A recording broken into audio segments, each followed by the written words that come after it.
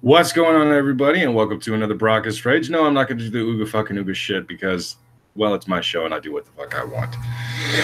I know I said, last night that I was supposed to start this at like 5 p.m. my time, but I completely forgot when I actually made that announcement that, Side Quest actually happens at that time. And I'm not going to try to compete with Magog, Beardy, and all the others. That's fucking stupid because one, they have a better show. Two, no, it's just they have a better show. Anyway, today I'm Brockus Rage. I'm going to be talking about Hollywood, all the things that I fucking can't stand about Hollywood, and all the things that I used to like about Hollywood. Hollywood is unfortunately trash, as the title fucking says. But why exactly? Well, aside from the fact that they can't come up with an actually original idea anymore, they just keep going off of the fame of the past. What was popular in the 70s? Oh, yeah, let's grab that. What was popular in the 80s? Oh, yeah, let's grab that. What was popular in the 90s? Now, true, I'm not really one to talk because there have been a few remakes of movies that I've actually enjoyed, and I have actually bought tickets to movies that were bad. I didn't know it was going to be bad. Sometimes I was even tricked into believing it was going to be bad. Or, that it was going to be good. Didn't realize it was bad. Either way. So, what the sorry, I'm very distracted with the shit that's going on in the background. I can hear noises pissing me off.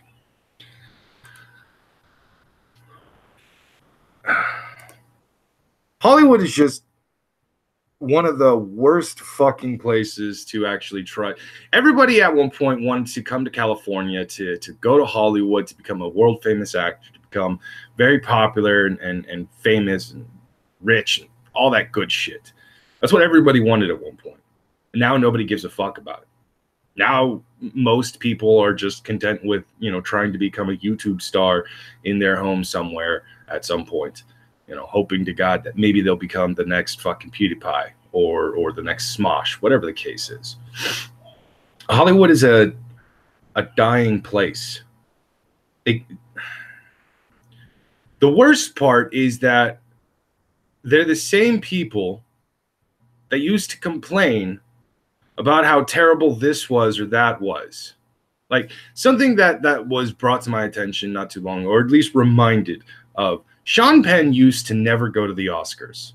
He was even uninvited to the Oscars for several years because he used to criticize the Oscars by basically saying that everybody there were just self-entitled fucking assholes who pretty much just go to events like that because they want to make themselves feel more important than they actually are. Sean Penn used to say these things.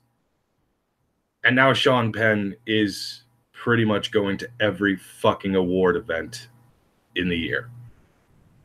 Most of these people sit there and will fucking side with ridiculous ass ideologies like, okay,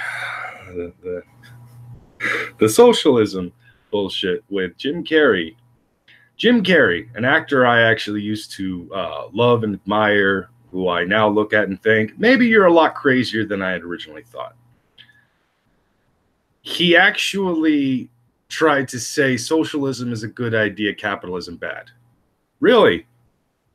I thought you liked capitalism. You sure as hell liked the fact that you went out and bought a pair of Nikes before you went on Bill Maher. That's kind of an interesting take there, Jim. These are the same people that will fucking tell you one thing. They will actually get involved with politics. They will sit there and they will tell you everybody needs to become a feminist. But then they turn around and beat the shit out of their wives or fucking, just sexually assault a bunch of people and stuff. Harvey Weinstein, perfect example. And the best one, Roman Polanski. I forgot this was a thing. Everybody knows Roman Polanski actually drugged a 13-year-old girl and then sodomized the shit out of her in his basement. Roman Polanski is still a part of the Academy. The Oscars. He's still part of it. He still gets to put his vote in. Roman Polanski, a man who did a horrible, heinous thing and fled the country after it was discovered he did something horrible and heinous, is still a part of the fucking Academy.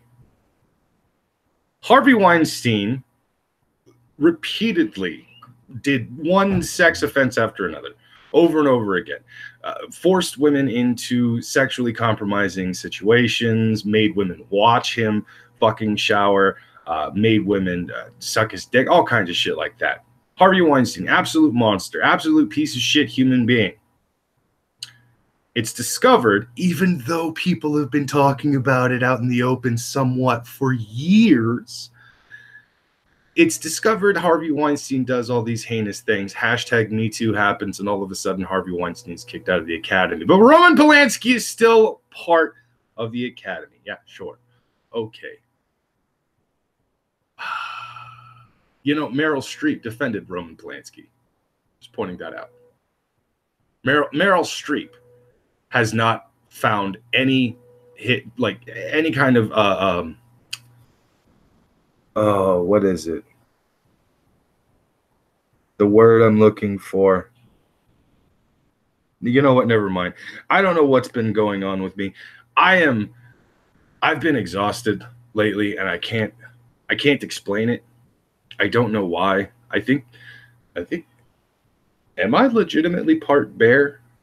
Because it's wintertime and I'm tired all the time, so I just gotta I just want to sleep.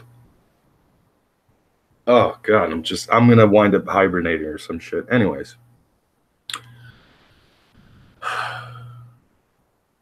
Meryl Streep got no backlash. That's the word. There was no backlash for Meryl Streep when it came to her actually defending Roman Polanski. There was no backlash for Meryl Streep when she actually defended Harvey Weinstein in some shape or form. I find it hilarious that there are very specific actors and actresses that no matter what they do, they'll never actually be in trouble. Specific female actresses, no matter what they do, they'll never be in trouble. Let me be more clear about that, because the second a male actor is discovered to have done something remotely fucked up, like something that people don't actually enjoy, which could be even as little as having a different opinion. Yeah, those people end up getting chewed up and spit out. By the way, continuing on that little route of, you know, people doing fucked up people doing fucked up things, Louis C.K. Pretty sure Louis C.K. isn't necessarily a fucked up person who did a fucked up thing. I mean, realistically, he did a fucked up thing. He jerked off in front of people, like, but he got consent. That's the thing. He got consent. He never jerked off in front of women who didn't actually say yes to his request of actually wanting to jerk off in front of them and stuff. So he had consent. There's nothing wrong. He didn't rape anyone. He's not a sex offender. None of that shit. But still, it's realistically, when you think about it, it's a fucked up thing. Like, what? Just have sex with them. Just fuck them. Don't sit there and say, I've never cheated on my wife. No, you technically cheated on your wife. Don't fucking play games with me, Louis. You stupid fucking ginger cunt. But at the same time, I'm not even really that mad about the whole situation, because it's like, you know, Louis C.K. was found out to be jerking off in front of women that he got consent from. Okay, fine, whatever, not a big deal. The media and the public are trying to eviscerate and destroy Louis C.K. All right. He's still a funny guy to me. He just hasn't been funny for the last couple of years because he really pandered to the fucking left. And that's annoying as shit. But, like, it's a little karmic, I guess you could say. I still find that shit funny, though, because Sinatra Says actually did a brilliant video very recently, or I wouldn't say very recently, but somewhat recently. Sinatra Says did a video about the angry Australian, or the angry Aussie, whatever the fuck that fat bitch's name is. And he's probably one of the most annoying motherfuckers on YouTube right now. He just sits there and he goes off of conjecture, or he fucking just, he decides, he makes his decision that is, you know, I'm going to talk about this subject, even though there's that's a terrible fucking Australian accent. Anyways, he says he's going to talk about certain subjects and he's just going to keep inserting a bunch of bullshit. And that's how it is. He speaks nothing but the truth. All he ever does is talk about the truth. He calls people out on their bullshit, blah, blah, all that garbage. But everything is just completely one-sided, and he's full of shit. Sinatra says repeatedly in the video, he got consent, which clearly shows the angry Australian doesn't care about consent. Consent does not matter to the guy who's been screaming about consent for a while. Interesting. I got Lionel Valentine in the chat. You actually live in California. What's Hollywood like from being there? Truth be told, despite the fact that I live in California, I've never actually been to Hollywood necessarily. I mean, I've been in, you know, the area that is considered Hollywood and such, but it's mostly just LA. I mean, there are obviously certain city borders that actually specify this is Hollywood and that's Hollywood. But realistically speaking, there's no difference between Hollywood and Los Angeles, because Hollywood is Los Angeles. That's just what it is. But I've never really experienced anything Hollywood-esque. And yes, I live relatively close in comparison to probably some other people to Hollywood. But I don't live in Hollywood, so don't get that fucking idea in your head. I hate Hollywood now. I fucking hate what Hollywood has become. You know, they have always been about money. Yeah, that's fair. Okay, cool. They've always wanted, you know, they don't care necessarily about the fans. They never really have cared about the fans. All they want is your money. They just want more money so they can continue to live a fucking fantastic life, all that good shit. And that's fine. Whatever. Not a big deal. But what's pissing me off is the fact they're not even trying anymore. They're really not. Give it a couple of years, we're going to have another fucking remake of Friday the 13th. Give it a couple more years after that, and we're going to get another remake of Nightmare on Elm Street. We'll probably get another remake of fucking, I don't know, name a horror movie. Name a popular fucking franchise from the 70s or the 80s or even the 90s. Shit, I wouldn't even be surprised if they were secretly working on a Three Ninjas remake. It's bullshit. Fucking Hollywood has, they used to actually try. They used to entertain us. You know, back in the fucking 70s, we had some pretty good movies that eventually started a fantastic franchise. Like, when was the first Rocky movie? What was that, 1970, 78? Let me look that up.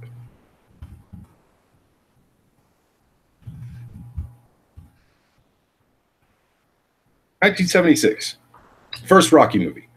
1976. And then Rocky, god damn it. Rocky 2 came out in 1979.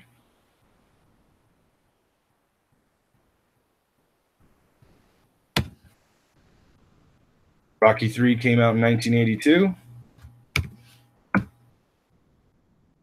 Rocky 4 in 1985. And Rocky 5, 1990. These were great movies that started in the 70s. Now, I've been pretty critical in the past about Rocky 4 and 5, but realistically, I never really gave them much of a fair shake. I was kind of going off of what people around me were actually saying. Give me 1 second.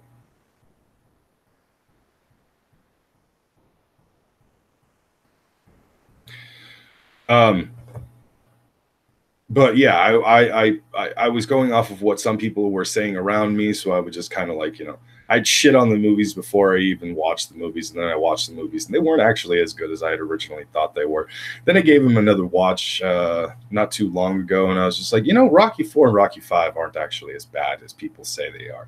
I think it's just because the fact that there's that stigma where, you know, if it has if it's a sequel or even a sequel of a sequel, then it's automatically bad. Actually, funny enough, I'm one of the few people that probably thinks that Rocky 2 and Rocky 3 were better than Rocky. Rocky was a great movie, but I think 2 and 3 were actually better movies.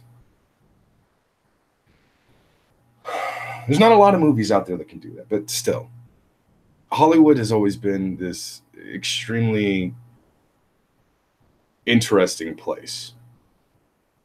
If you knew the right people, if you went to the right places, if you talked to the right, well, I guess you could say tie, you would get in and you would get your 15 minutes of fame. And based on your own skills, based on your own abilities, you could actually continue to make a bigger name for yourself and a bigger name for yourself. Some people who started off with shitty acting chops only continued their career because there was this weird fan following for them. For example, Matthew McConaughey. Matthew McConaughey started off in like low budget films, and then he just kept getting asked to do one movie after another. And I think because he was Southern and he was good looking, that he continued on. Otherwise, Matthew McConaughey is consistently considered to be one of the worst actors in Hollywood. Everybody makes fun of this guy for his acting ability. And it's not that hard to understand why. So realistically speaking, in almost every fucking movie, what does Matthew McConaughey play? The good-looking playboy type character. That's he's typecasted, and it's very fucking annoying. But the typecasting actors are not necessarily what my problem is. Like, yeah, Vince Vaughn is typecasted. Yeah, Kristen Wiig is typecasted at this point. She can't ever not play the same fucking character, Kristen Wiig. Melissa McCarthy can't ever play the same character, Melissa McCarthy. These are the typecasted characters are just, they're whatever.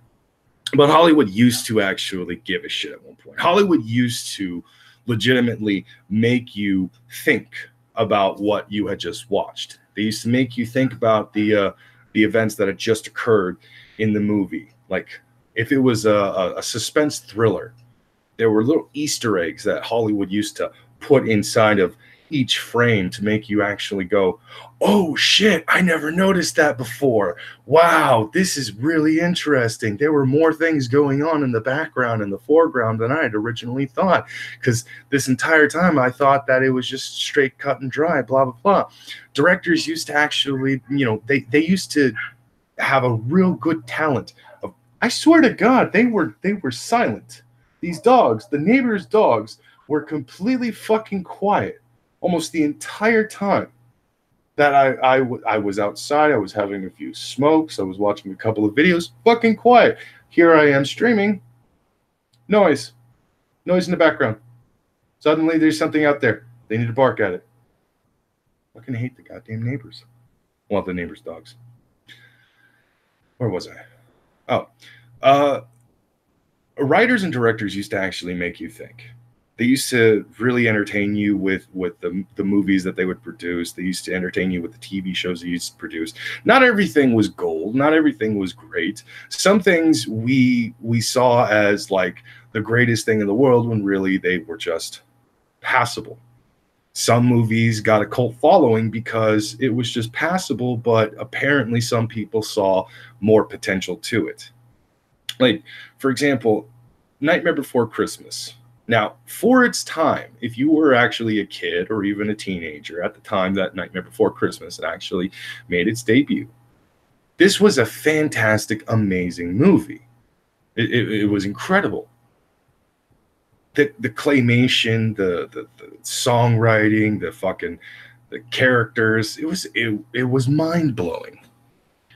Fast forward 20 years, and I'm confused as to why there are so many young people who are obsessed with Nightmare Before Christmas. Now, I can't judge too much because I absolutely love rock bands that came before my time. I was born in the early 80s. Kiss was a band that existed well over a decade before I even actually was born. So if I'm a fan of Kiss, that means I'm liking something that was before my time and such.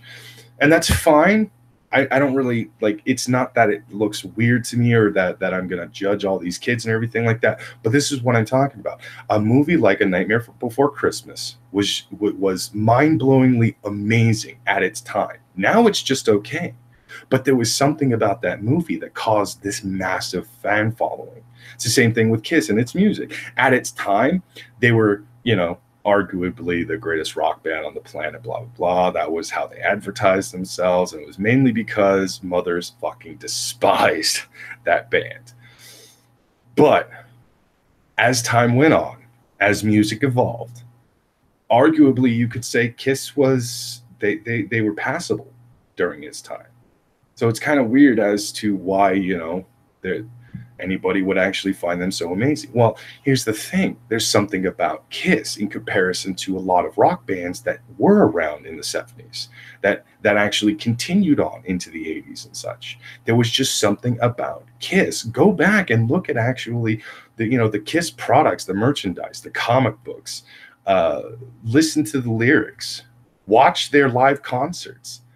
It was a fucking circus, man. And damn, I wish I was a part of that damn show.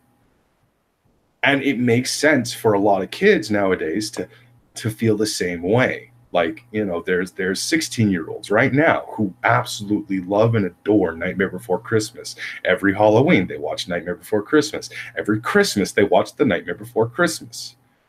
It's a movie that came well before their time, but it's a movie that they find fucking amazing. This was back in the 90s when Hollywood was still trying. I think they stopped trying sometime in the early 2000s, to be honest. Probably right around the time. No, you know what? Hollywood stopped trying when the MCU took over everything.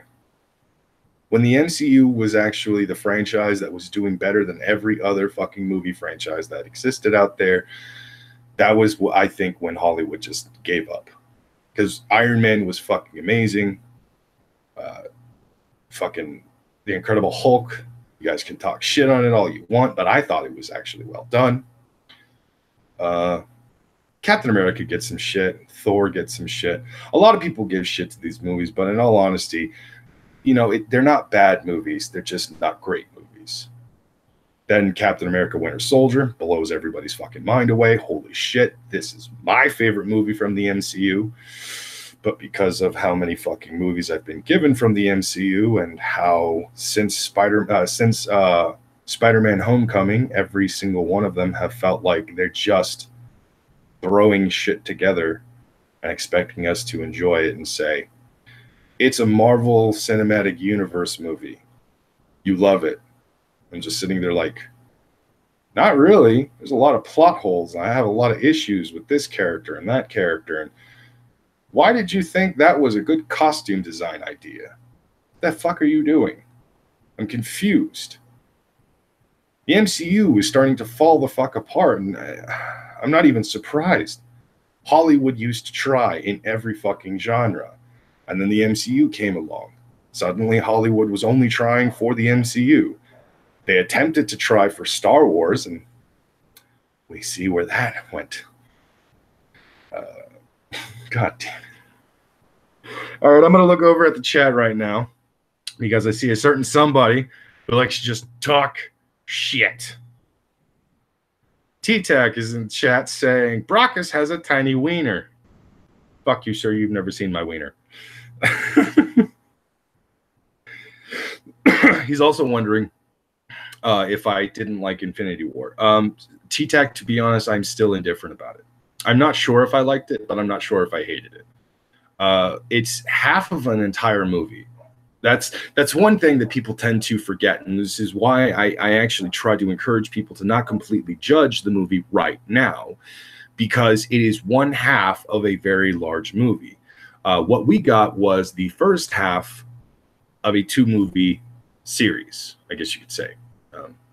So don't completely judge it, but at the same time, by all means, judge it for the things that it did have, for certain elements that either really confused you or made you go, but wait, how, why, where's the, I don't, what? Because there are certain things that happen in the movie that actually bring a lot of questions up, like, how exactly do the stones work? How exactly did Thanos not do this so long ago, before the heroes even had a chance to actually stand against him? Why didn't he go and actually fetch these fucking stones? It seems like Thanos has known where the stones are this entire time, but just sent minions out to go and actually search for them. You can argue that no, he didn't actually know, and it just so happened that after one event has happened after another, that, you know, oh, that's how he knows the stone is there, so on and so forth. But then you get into the argument on the Red Skull and the Soul Stone. That whole sequence was just very confusing, because you have to ask yourself a lot of questions. And then, of course, there's the biggest question. Why wasn't Hugo Weaving the Red Skull in that scene? What the fuck happened? It's just too many questions. I have too many questions when it comes to Infinity War. But as a movie as a whole, I can't judge it right now. So I'm reserving my actual judgment for it for a later time. And for those of you who just listened to me go on and talk a few things bad about the movie, well, there are some good things about the movie. Like Thor tanking a fucking solar blast to the face like that and actually living through it. Yeah, that's pretty badass. Now, what I didn't like about that scene was the fact that somehow, for some fucking reason, he needed the hammer in order to survive. And I'm sitting there as a fan of Thor going, when the fuck was that ever established in any form of his story anywhere ever? That has never been a thing. Thor does not need his hammer to heal. He's a god. He automatically gets to heal. On top of that, the MCU, in its earlier days, in the first Thor movie, tried to say that Thor and his kind, the Asgardians, are actually not gods. They're actually aliens, which doesn't make any fucking sense, because they're humans that can fully mate with our kind, that look exactly human, function just like humans, need to eat just like humans, breathe, all that good stuff, but can live for thousands of years. Well, Thor Ragnarok eventually soft rebooted and told you, no, actually they are gods. Yeah. Fucking idiots. You're not... Thought you were clever with that whole, oh, they were aliens. No! Don't fucking do rewrites like that. Stop being stupid, because if once you actually do something like that, you open too many fucking doors where a bunch of people have a bunch of questions. Just stick to what worked, you fucking idiots. That's another problem I have with Hollywood. Constantly changing the product because they want it to fit better or be more relatable in this way or that way, or because some jackass writer thought to themselves, well, I don't like this character and this never made sense for his character, so I'm just going to keep... You still completely accept the fucking fact that Bruce Wayne has an eidetic memory, mastered 123 to 27 different fucking martial arts styles, has 15 PhDs, and did it all before he was 35. Don't give me that shit about how this doesn't make sense for a Kryptonian, blah, blah, blah, blah, blah. You've already accepted a man can fly through the air because he's an alien. Fuck off with your, Batman is a better character. No, fuck you. Batman is an actually shit character when it comes to his origin story in comparison to that of Superman. And to sit there and tell me that Superman is not human, despite all the evidence pointing to he is, with the one exception of his biology, well, you can piss off. T-Tax asking, would I let Thor fuck me? T-Tax, kind of a dumb question because the answer is obviously yes. Psycho 216, Bruce Wayne is a faggot. You know what? I have to agree with that, actually. I do. Batman would be Kekistan IRL. No, I don't think so. I don't think Batman would actually be Kekistan. Plastic Man would. I can pretty much fucking tell you right now, Plastic Man would definitely be Kekistan.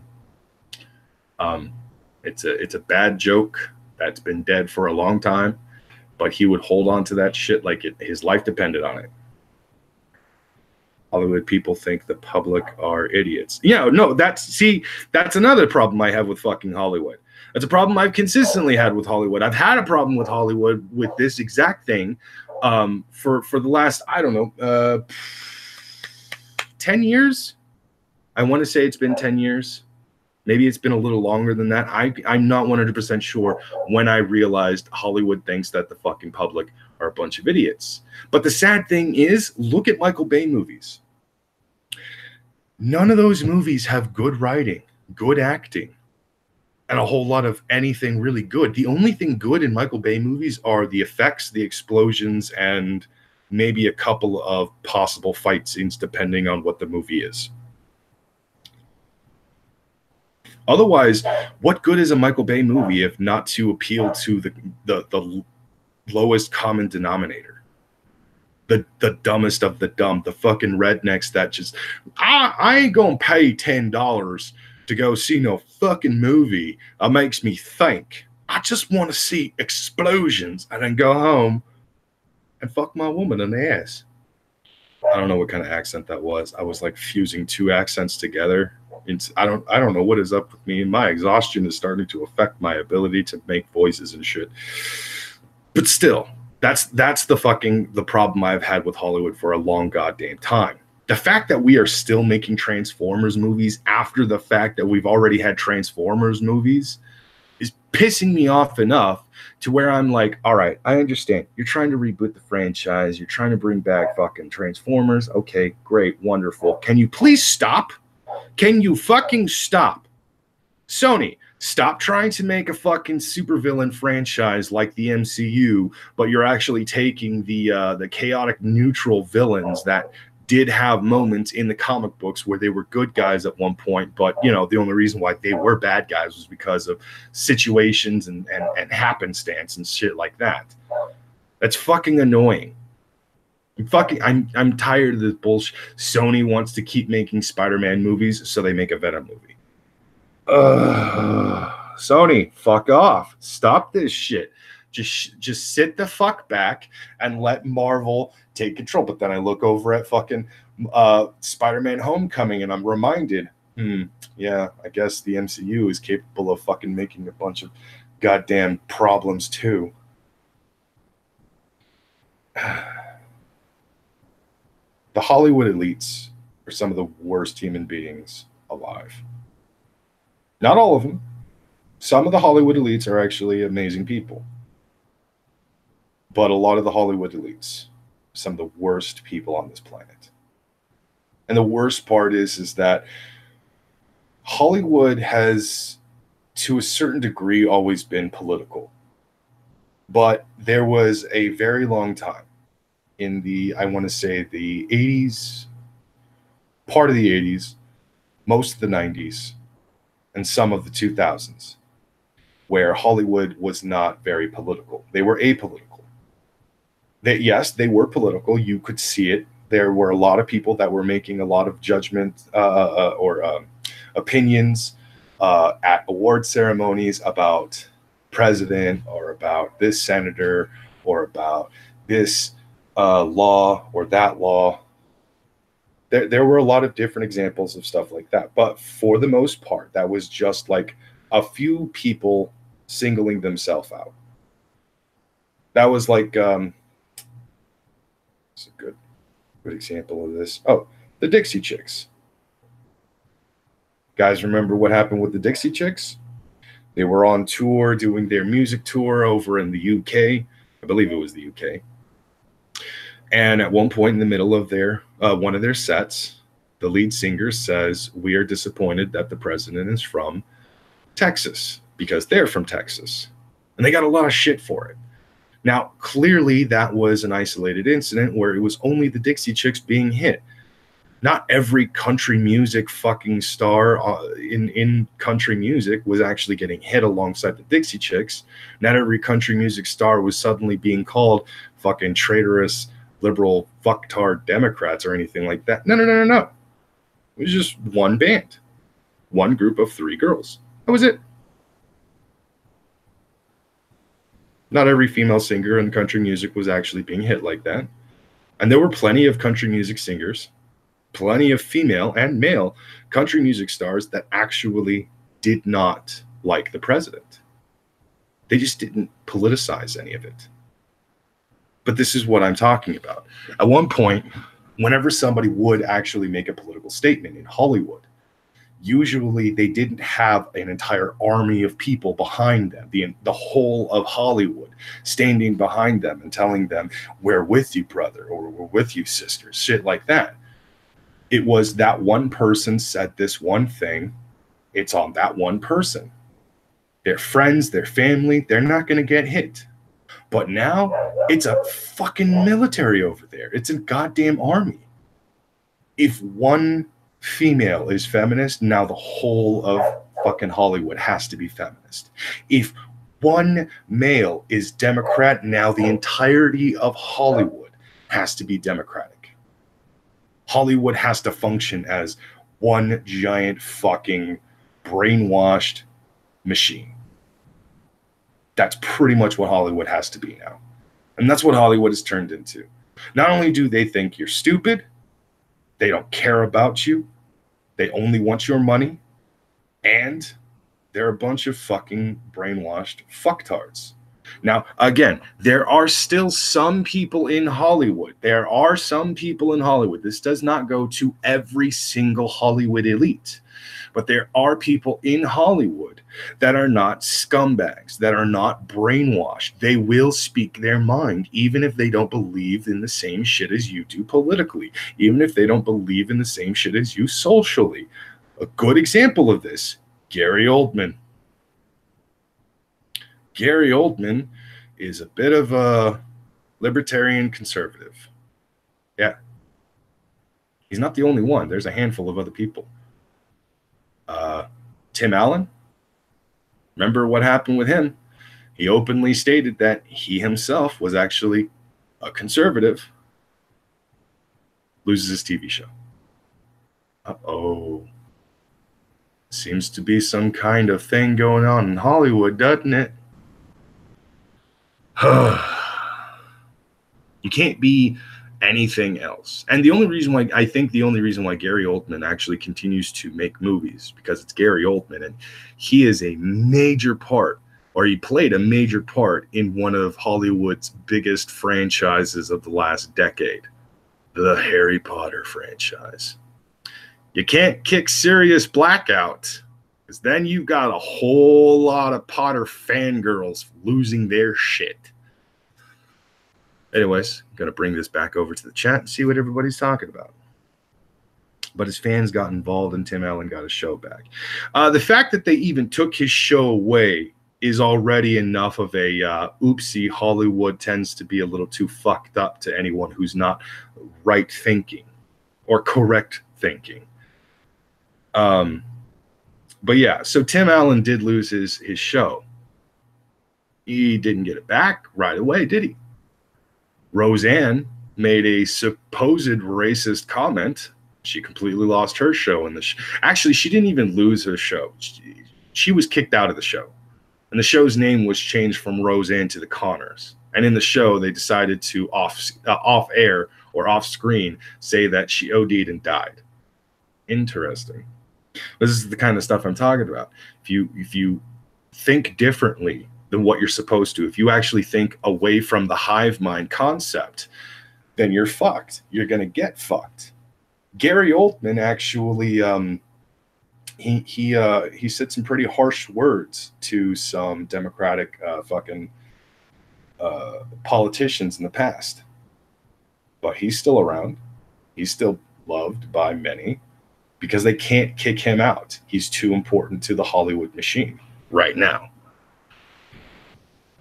Don't trust Brockus. He is a Hollywood's elite. He is a Hollywood's elite, okay? He even lives in California and has weird hair. Okay, I do live in California and I do have weird hair. But sir, I am not a Hollywood elite. If I was a Hollywood elite, not be in the situation I'm currently in. But Roseanne was right. That woman did look. See, that's the funniest part. She looked like the chick from the Planet of the Apes remake. She legitimately looked just like that person. The hair, the clothing, all of that stuff. The only real fucked up thing about it was the Super 8 mouth and nose. Otherwise, spot the fuck on. Like, put a scorpion mask on either one of those characters' faces, and guess what you've got? You think you have the exact same person. That, I think that was probably the funniest thing, is that people lost their shit like, that's so racist. Well, here's the thing. This woman legitimately looks like that character from the movie who just so happens to be an ape. I mean, am I the only one who's seeing this? Like, Roseanne was right, though. That's the funniest part. She really did look that way. Not true. Hollywood elite can be bisexual. Oh, God. Fucking T-Tag. Every goddamn time I see T-Tag is in the chat, all I keep thinking is okay, Leaf's not around, so I'm going to get a lot of shit right now. That is what a Hollywood elite would say. I also like this idea here. There's a serious blackout. That actually gives me a chuckle, because it's funny, because if Gary Oldman does eventually get kicked out at some point from Hollywood, like he says the wrong thing about the wrong politician, and everybody loses their shit on Gary Oldman. Just saying, it'd be fucking hilarious, because I'm going to try to make serious blackout an actual hashtag. Brockus has goat nipples. Changed my mind.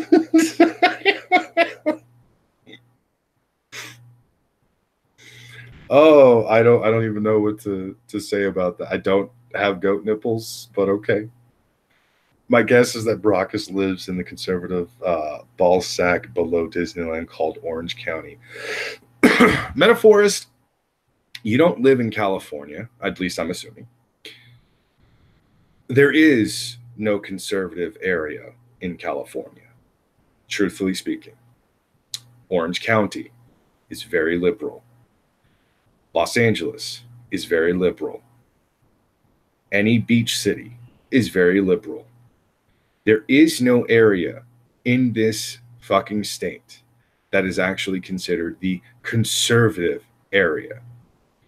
One of the reasons why there are so many Californians moving from California to Texas is because a lot of those people originally started off as the conservatives who found that there was no safe zone for conservative thought. There was no safe area for right-wing ideas in California. California is so blue, you can't see even the hintest of, you can't even see even the slightest hint of red. That's just what California is. So a lot of the people that originally left California for Texas were the actual conservatives, were the right-wingers.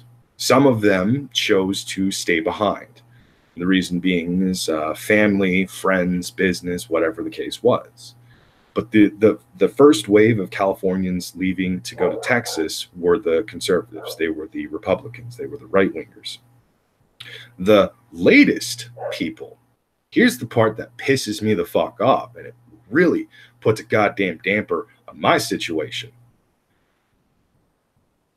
The latest bunch leaving California to go to Texas are the liberals, the Democrats, the left-wingers who are going over to Texas because it's cheaper to live there. The cost of living is lower than it is in California. The minimum wage is higher on average than it is in California. The living situation in Texas is actually much more pleasant than California.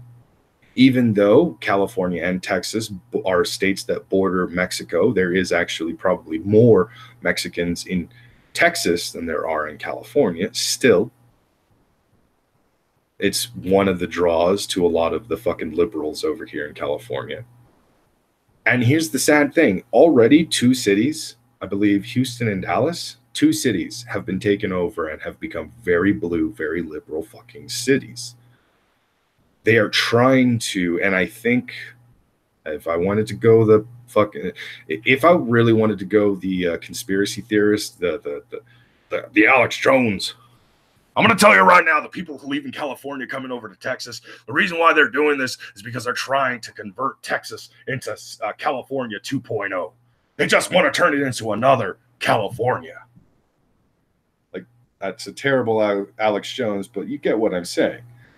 The fucking left is leaving California to go to Texas to turn a always red state as blue as it can be. They're trying to turn Texas purple. One of the other reasons why I do want to move to Texas, not just because of all the other reasons, you know, the cost of living. My buddy's been talking up a good game in Texas. Steven Crowder lives in Texas. I would love to just bump into Steven Crowder on the fucking streets, be like, holy shit, fucking Steven Crowder. Best part is he and I'd be able to look eye to eye.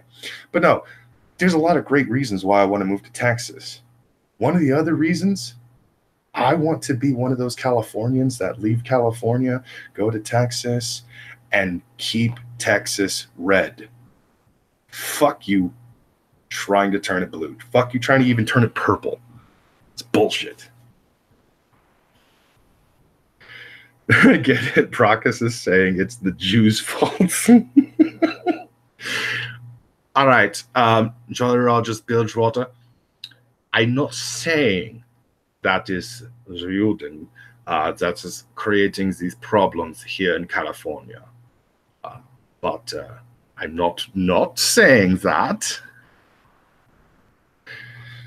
Brockus wants to turn Texas blue. Confirmed. No. Fuck you. Stop trying to twist my words, you goddamn trolls. If anything, I want to keep Texas red. I want to keep it blood red. I want to keep it heart red. Okay? Texas is a safe haven for fucking a lot of people, specifically Texans. Here's the thing, though. I am very fearful of actually making the move over to Texas.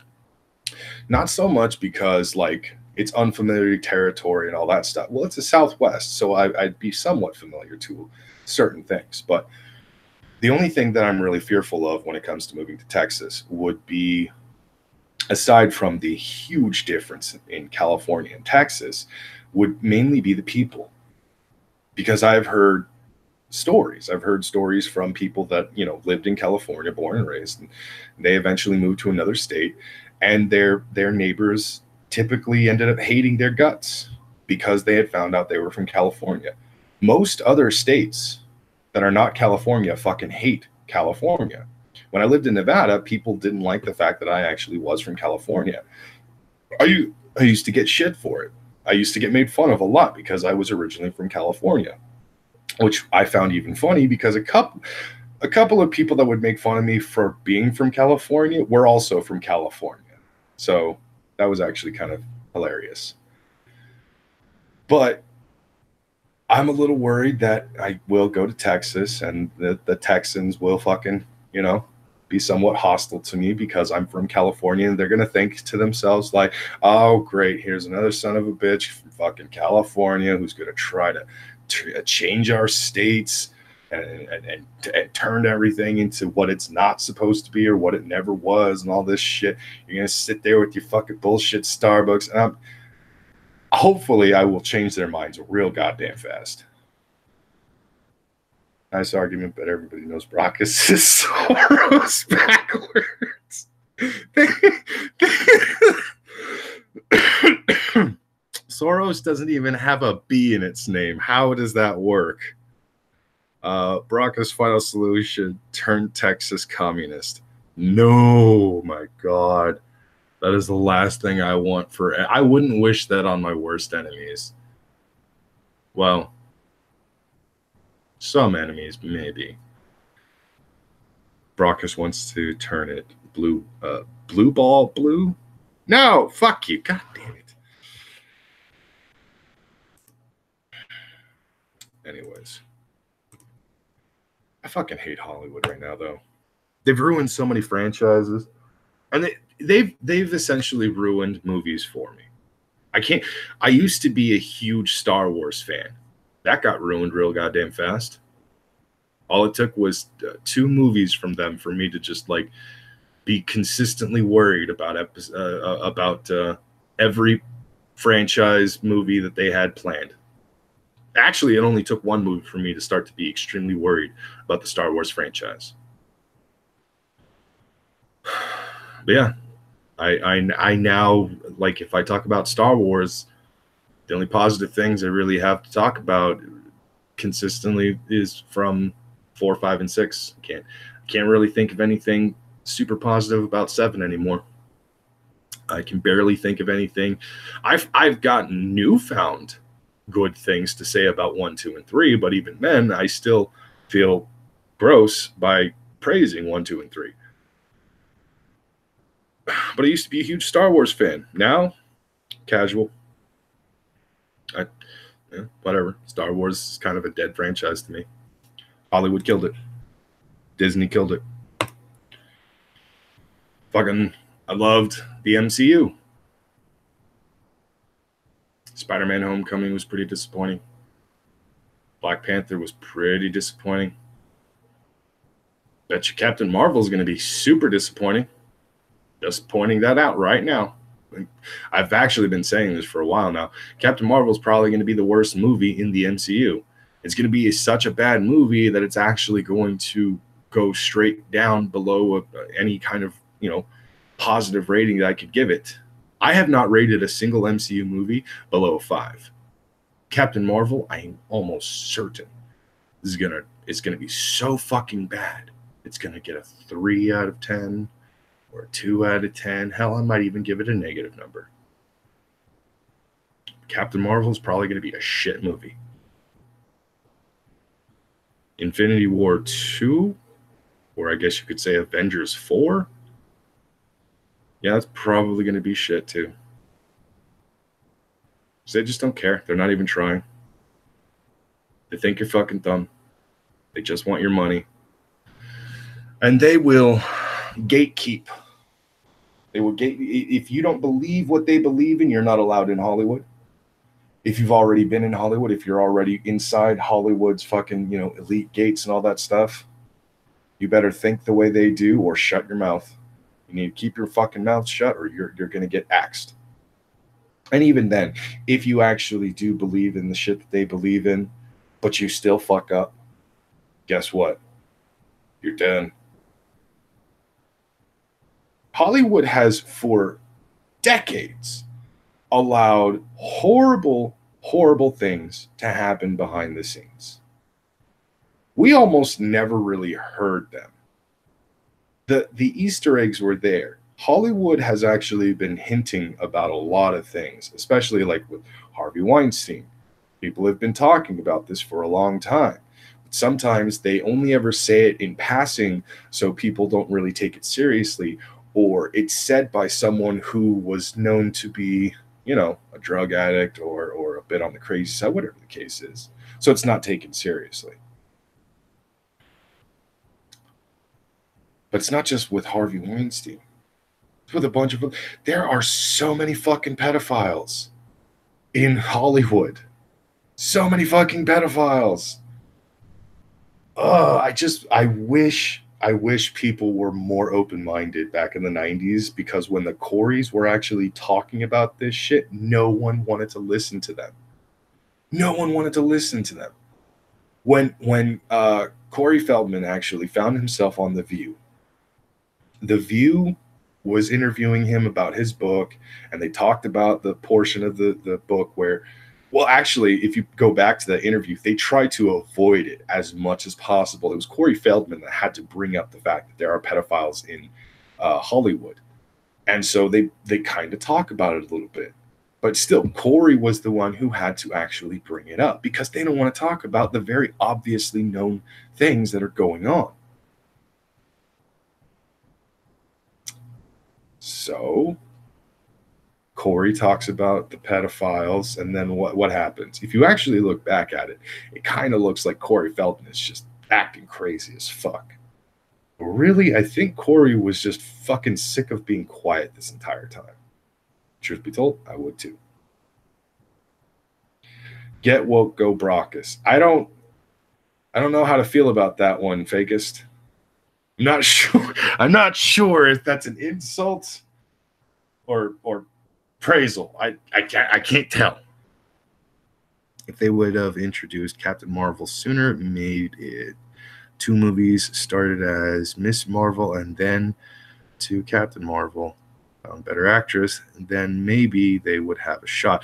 I don't necessarily agree with that 100%, but I will say at least half of that. Yeah. I'm going to go with half of what you said. I do believe that if they had introduced the character a lot sooner and actually introduced her as Ms. Marvel, that would have been far more pleasing, because they are not going to write an actually good enough reason to explain why the fuck this character has been gone this long, and why Captain Marvel has some kind of special signal thing that is in the possession of Nick Fury, and he didn't think the entire time that crazy shit was going on, not once, to contact her.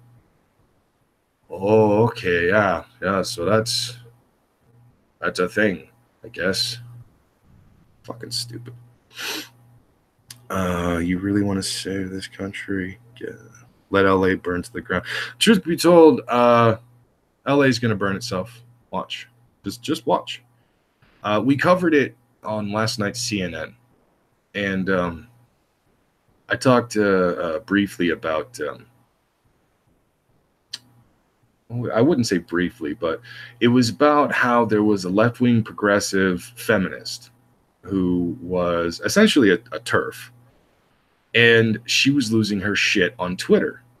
And she lost her shit because she was saying things that were not very trans inclusive, and she got suspended a few times because of it, because somebody had found her tweets to be very offensive. So they reported her, and she was forced to delete her tweets. And then she did a response giant fuck you to Twitter, which she was forced to, of course, delete. And then she went on a long fucking thread basically pointing out everything that she's gone through, which, funny enough, in that very long thread of that particular angry feminist bullshit thing that she was going through, do you know what she ended up saying? Perhaps the right wasn't so wrong. Not with those words exactly, but you kind of get the hint. You get the hint that she realizes that some of the shit that was being said on the right, some of the shit that was being said in the center, those who were criticizing feminism, perhaps they had a fucking point. And yes, we did have a fucking point, because this is exactly what we were talking about when we said, be careful what you wish for, because eventually you're going to get exactly what you wanted, and you're not going to like it.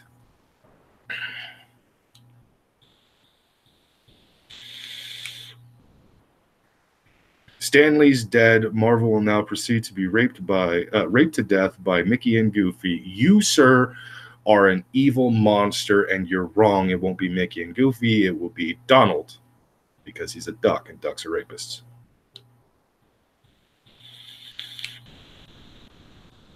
Yeah, I'm pretty sure Mickey would join in. But Goofy would film it. He wouldn't actually be participating in the rape. I don't think Goofy is that disgusting of a person. I think he's disgusting enough to allow his friends to do horrible things like that. He's not going to join in on the act. He'll just film it. Will Walt Disney make cameos now? That would be a hell of a thing, because that would mean zombie Walt Disney. Oh my God, now I need that thing to be real. The next Pirates of the Caribbean movie. Walt Disney zombie cameo.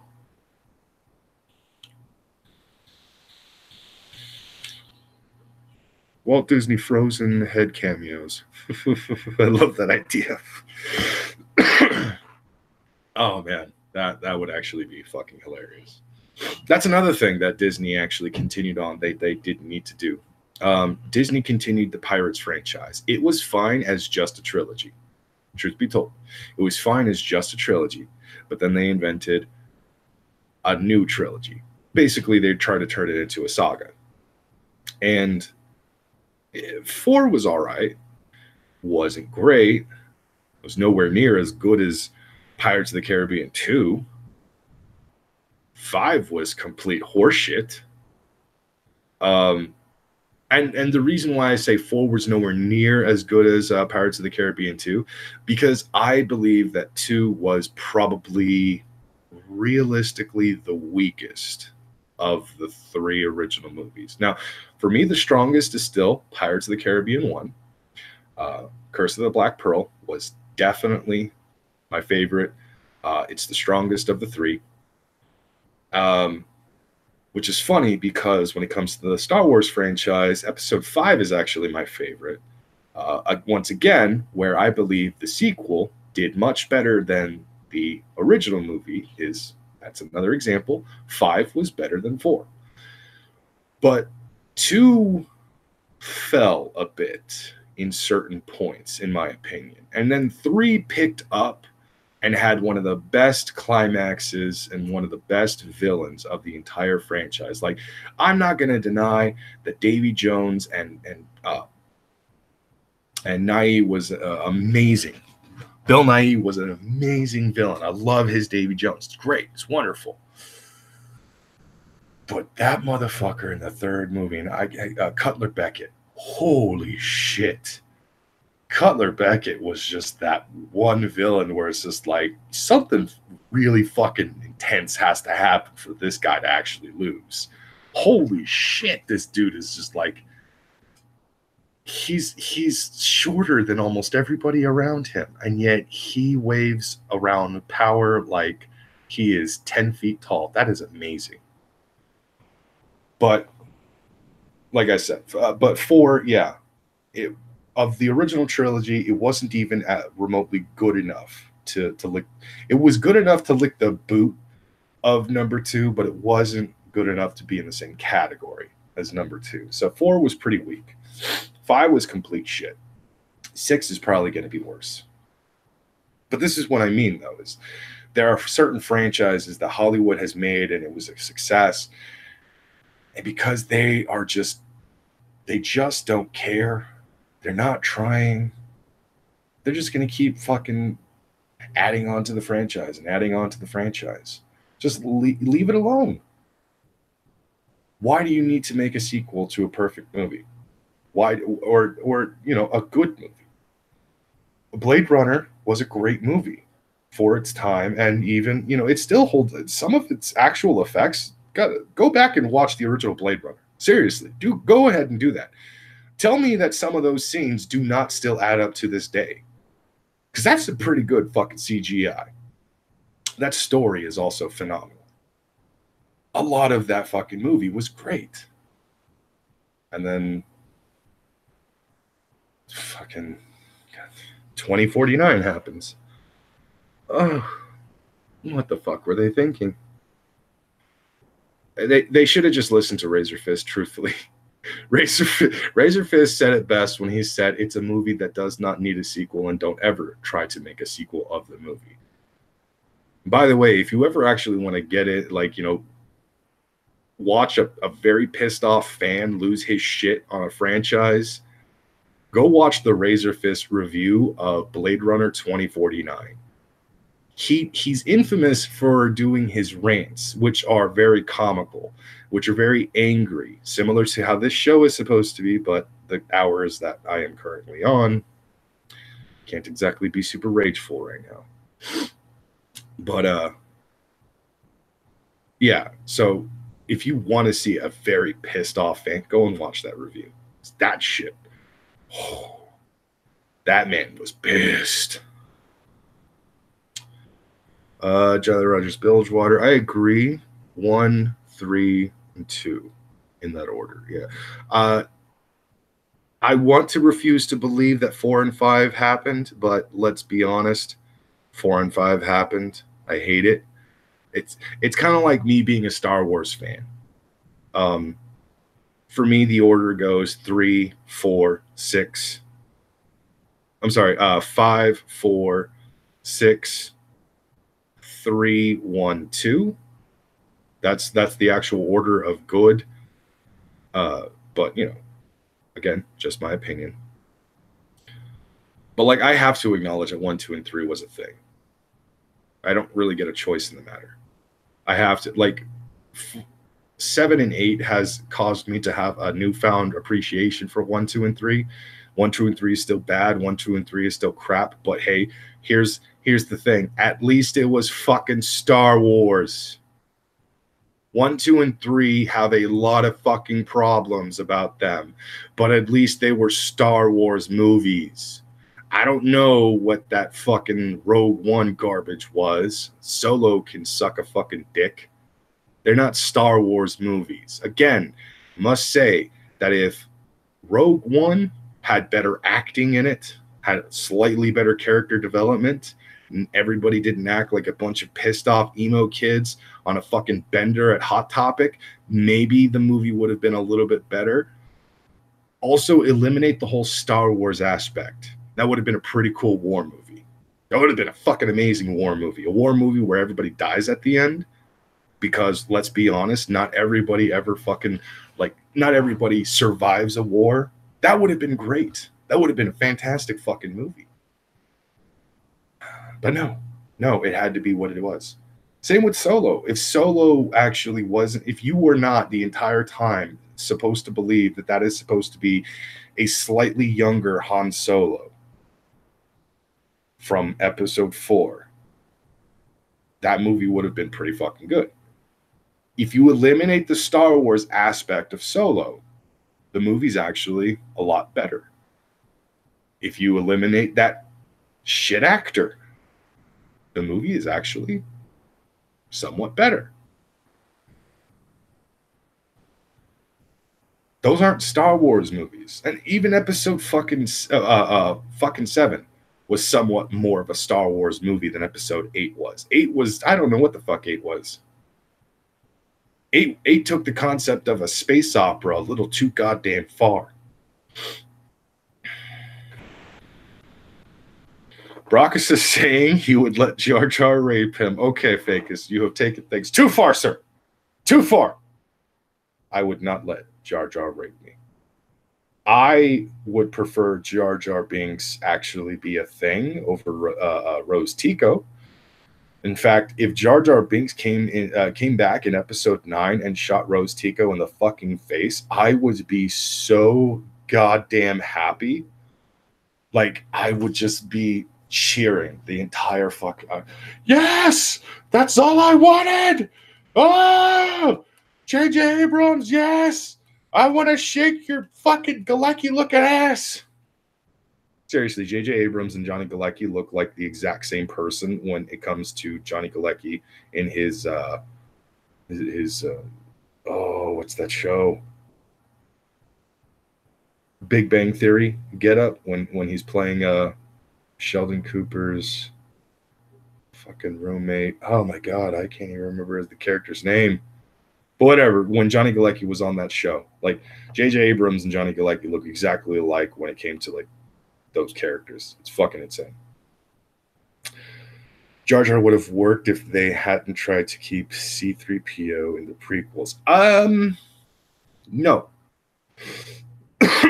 Jar Jar Binks would have never worked with what George Lucas actually wanted to do with Jar Jar Binks.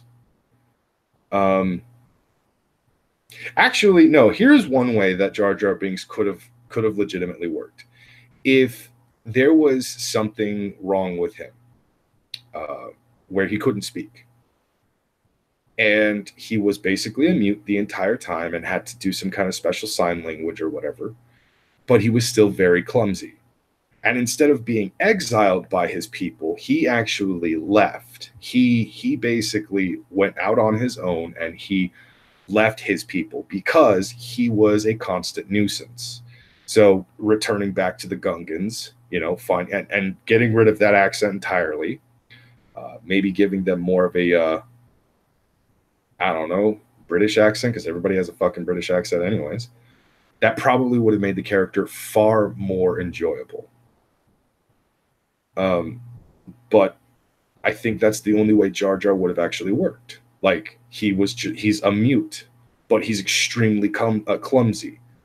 He's not stupid, he's just horribly clumsy, and he can't help it. It's just something that fucking happens with him. And so because he just keeps creating chaos wherever he goes, he gets away from his people entirely and goes and lives in some fucking forest on the surface, because he believes he's a danger to people and shit. So the only way to communicate with him is through sign language and shit, so we don't get that fucking annoying ass voice. And there you go. That's how Jar Jar Binks is a slightly better character. That's how you actually kind of save the character, for fuck's sake. I do love the Dark Lord Jar Jar. Here's the twisted thing. If that turned out to be the actual case, if George Lucas was heading in that direction, I would have been both pissed and pleased at the same time.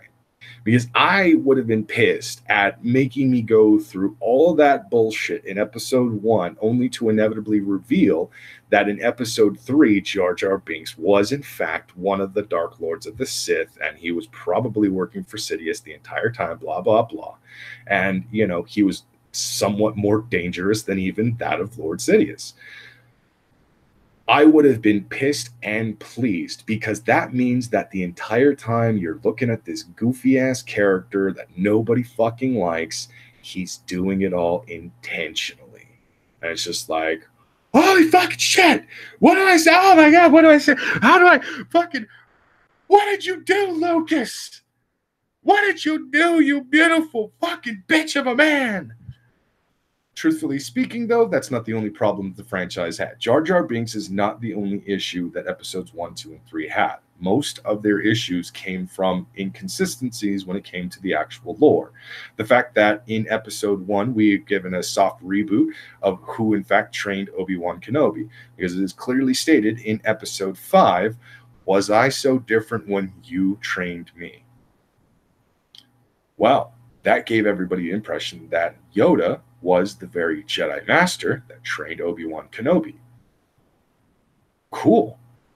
Then we get episode 1, find out, no, Qui-Gon Jinn was actually the one who trained Obi-Wan Kenobi. That's interesting. Why would you do that? Fast forward to episode 2, and you discover Yoda trains all the younglings. Okay, let me ask you, how rebellious can a 6-year-old be? It's as simple as that. Because Obi-Wan Kenobi says the lines, "Was I so different when you taught me?" I think that was actually the correct line. But was I so different when you taught me? Because Luke Skywalker was being an arrogant, rebellious little shit at that point. Luke Skywalker was like, what, 21 years old? Kind of being a douche. Obi-Wan Kenobi is supposed to, in his youth, also be a douche. But Yoda trained the younglings before they got masters. How fucking rebellious can a 6-year-old be? He's 6. He's 6. I don't want to train with the lightsaber, Master Yoda. I want to eat cookies and watch TV. He's 6. 6-year-olds do that. For fuck's sake, I spent Thanksgiving with my nephew who's 5, He didn't want to eat Thanksgiving dinner. He just wanted chips. And then at one point, it sounded like he said he didn't even want chips. It was just annoying. He just kept saying he wants chips. He refused to eat. And he just every minute, I want chips. I want chips. It was annoying. But he's 5. I eventually got sick of it and threatened I was going to eat all the chips in front of him. But, you know, I didn't actually do that. I'm not a monster. I just like to make those jokes. But yeah, the soft reboots were one of the biggest problems that the episodes 1, 2, and 3 had. Jar Jar Binks was another huge problem, but it wasn't just one character and it wasn't just a few. There were a lot of problems. The continuity inconsistencies, the plot holes throughout episodes 1 and 2, the fact that episode 2 gets completely side railed by the love story between Padme Amidala and fucking Anakin Skywalker. It's just like, yeah, we get it. They're supposed to fall in love, but instead of making this an organic relationship that should have started in episode 1, you went with super creep mode and said, here's Anakin Skywalker at age 9, and here's Padme Amidala at age 14. Enjoy this one, Hollywood. There were a lot of problems. Darth Bane is the best Sith. I will fucking fight you. No, sir. And here is why. Darth Revan is miles better than Bane ever was. And Exar Kun was miles better than Darth Revan. So, was Bane the best? No. No, he wasn't. There you are. By the way, Bane actually did the whole rule of 2 based off of Revan and Malak's original system. Just throwing that out there. And Revan and Malak's system of the rule of 2, that kind of actually does come from Exar Kun, all the way from when he teamed up with Eula Keldroma. So, you know, kind of throwing out why, oh, Bane is so amazing, Bane is so awesome. Well, he's only amazing and awesome because he had 2 great fucking fallen Jedi to learn from. There you go.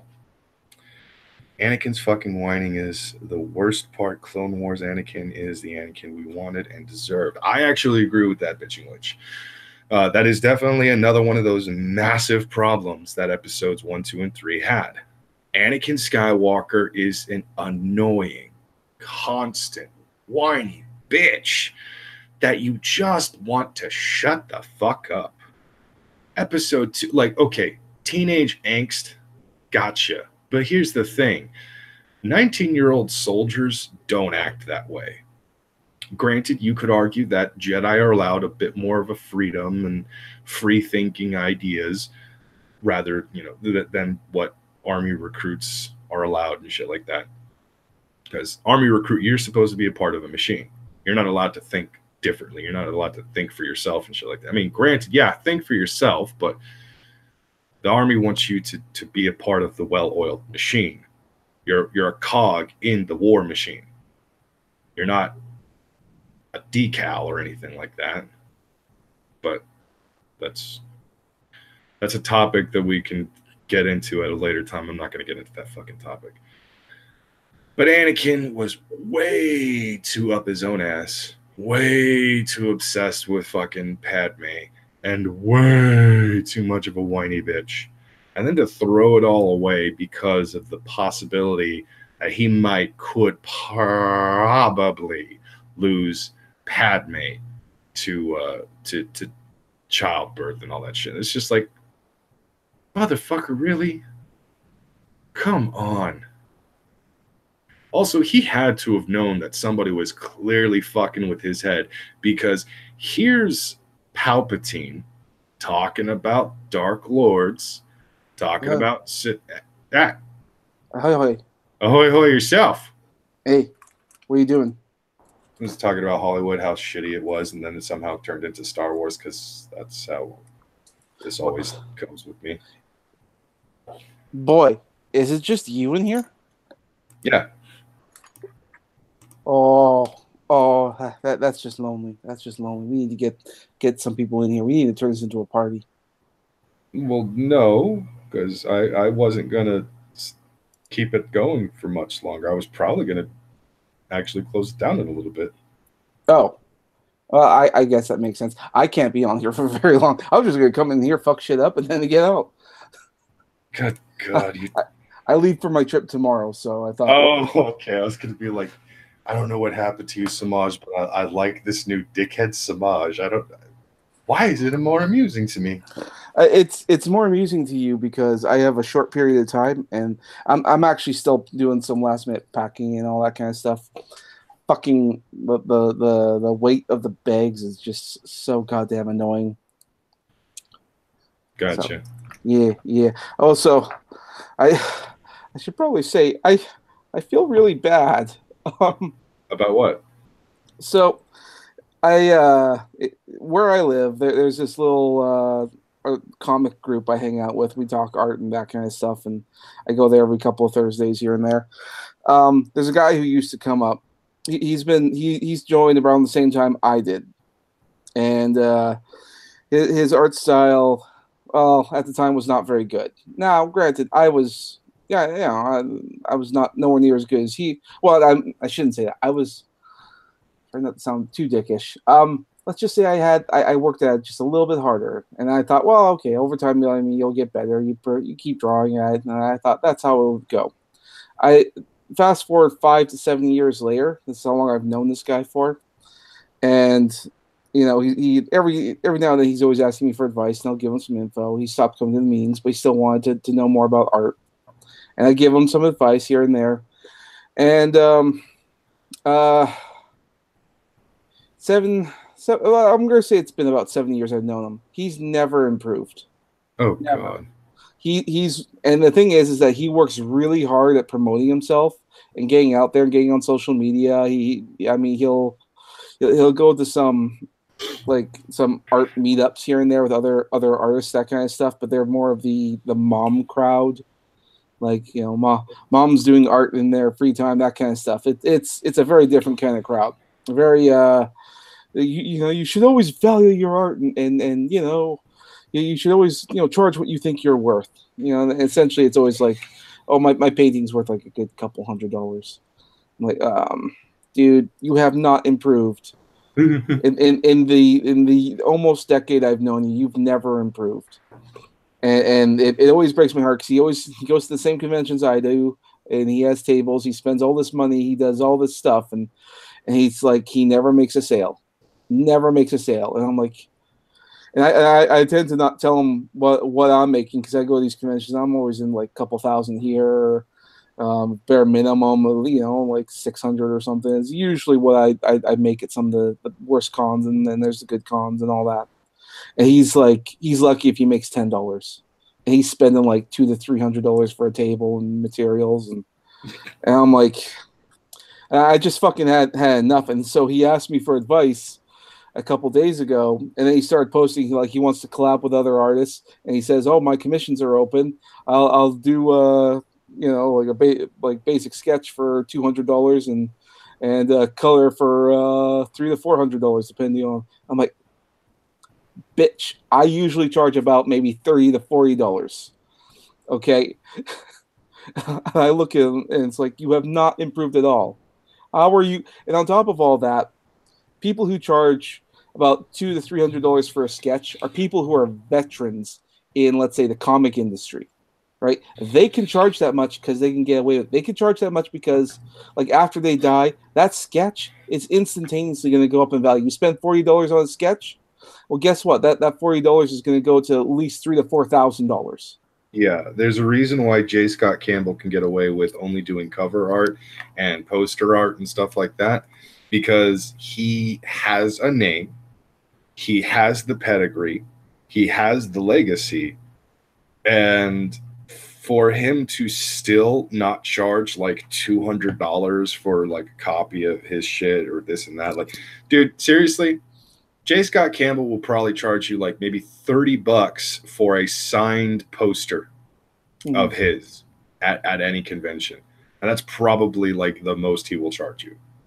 Yeah, he will. Yeah, he can do that, and he's earned that. He's been in the industry. He's done this stuff. He's got name recognition to go about there. And I remember looking at him, and I told him this, like, dude, you're a nobody. I mean, I've been on the internet for quite some time, and if I worked really hard at it, I could be, just as popular as anyone and make a couple comics and all that. But I just don't. I haven't gotten the drive to do that yet. But there again, I still improved over my years doing art. And I look at him and I'm like, you haven't gotten better. And I told him exactly what he needs to do. And I feel bad because we did a couple of messages back and forth, and I messaged him, and I told him honestly, not rude, not meanly, not any of that kind of stuff, but I told him exactly what he has to do to get better. And I told him, like, you're having, because he says, I'm having financial problems. Well, no shit, you're spending all this money on conventions and you're not making any money. Maybe it's the art. Maybe you should improve your art quality. Then try it. Maybe get some online commissions first. Then you know that there's a need for it. Yeah. I strangely enough, I got hit up for a commission a couple of times. That made me feel really fucking weird because I don't think my art is actually that great. But yeah, no, you're still correct in the whole, like, do you think you have the chops to be a good artist or an artist that actually gets money and stuff like that? Throw your shit out into the ether. Just some throwaway art that you don't necessarily like, you didn't pour your heart and soul into it, but you still gave it your all. You still gave a really good try and all that shit. Throw it out onto Twitter, throw it out onto Facebook. See how people like it. If you start getting requests for commissions, then you're doing something right, and then continue to improve on your craft. Always continue to improve on your craft. Comedians stay relevant because they improve on their craft. Why do you think comedians like Carlos Mencia faded away? Dane Cook faded away. Not only did they lose their stomach for the comedy fucking scene, but they also couldn't evolve. They had shit jokes. They faded away. Nobody cared about Dane Cook's college humor anymore. Nobody cared about fucking Carlos Mencia repeating the same goddamn jokes he heard other funny comedians say. All he had to do was twist it around a bit. Continue to improve your craft. Never stop trying to improve your craft. And you are 100% correct in that it's obviously his art that is the fucking problem. But it's still funny to watch arrogant people fail like that, I have to say. I tend to blame a lot of these more like little art shops that tend to do this kind of stuff because they tend to put in your head that every artist is special, that everything you do is good and should be, you should value your art and charge what it's worth. And whenever I hear that kind of stuff, it's like you're just inflating their egos. You need to go out, do your research, find out how much this stuff is actually worth, and then go from there. Or at least, like, if what you do is not good enough, and comparably it's not good enough, well, then you just need to improve. All these people that keep pushing the whole like participation trophy, all your art is special, all that stuff, blah blah blah. You know what that is, right? What? It's the syndrome. The syndrome? When everybody's super, nobody is. Oh, I see what you did there. All right, that's good. You're not wrong. Exactly.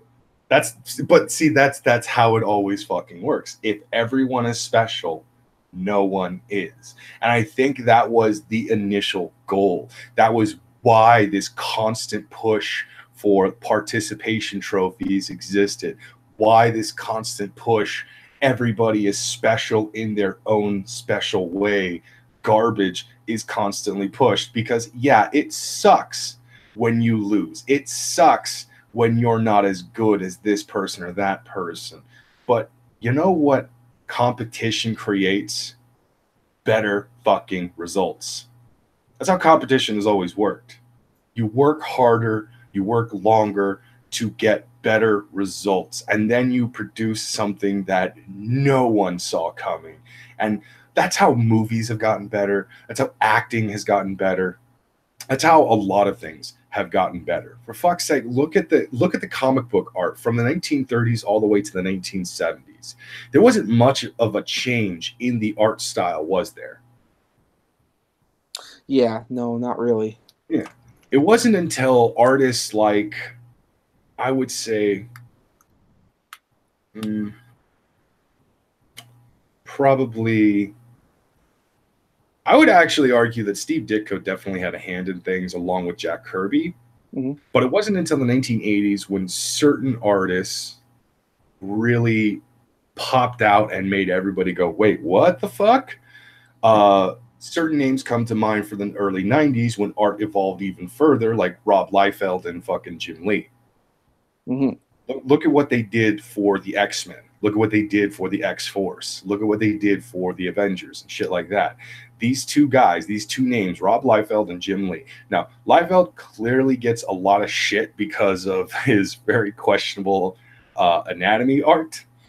But Jim Lee also had very questionable anatomy art, primarily in his waist, how everybody seemed to have these super slim waists, and it was just like, I don't know what's going on here, Jim, but okay, I guess. Those two were part of an art revolution in comic books that eventually pushed the industry fucking way forward, faster than I think anybody could have ever expected it going. And now we're going backwards. Now we're going back to crap art. Yeah. Well, I mean, we'll see how things go. I wish these people would go back in the indie industry. I'd rather they not be in the mainstream. We'll see how things go with all these lawsuits coming up there with comic vets because. But their art is special, Semaj. Yeah, it's okay. All art is special. All art is special. You're nervous. You're special. My mama said I was special. My mama said I was special. You know, your mom was fucking retarded. Either that or she just didn't want you to feel too bad about how retarded you are. Your mother should have swallowed you.